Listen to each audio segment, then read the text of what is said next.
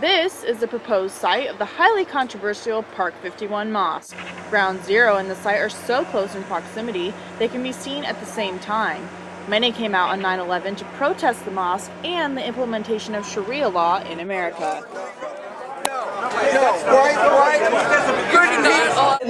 Nobody can bring me back my son. Mr. Bloomberg, tell us please, do you sleep well? The idea of a mosque desecrates the memory of the people we lost. I'm a 9/11 paramedic. I lost two of my partners that day. And it really saddens me that we even have to be here today. That's right. I listened to the imam say he didn't know the pain this was going to inflict. I'll give him the benefit of the doubt. Maybe he didn't know then, but he knows now. We're here opposing the mosque. It's insensitive. We should be sensitive to Muslims. They need to be sensitive to the people who were murdered right here at this very site. They have a mosque 2 blocks away. They have another one 12 blocks away. Take the $100 million, refurbish the mosque that you have, and let it be done with. You're really a bridge builder. You're really a peacemaker. What is this? This is not peace. This is ridiculous. He stated that if this situation is not handled correctly, it could become something very dangerous indeed. Does that sound like tolerance to you? It actually sounds more like a threat. USA! USA! USA! Americans do not like to be threatened. That's right!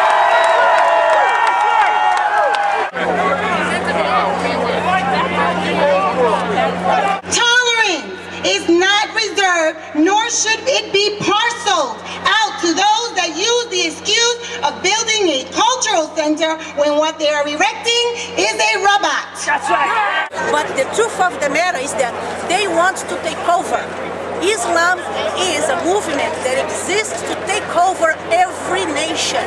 A rabat was typically raised in the midst of the conquered infidels as a symbol of strength and superiority. Well, not one person that died in those buildings was an infidel, and not one of those hijackers was superior to any FDNY or NYPD. As we all know, America, New York, and Sharia are incompatible.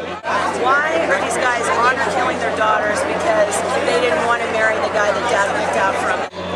They attacked the world.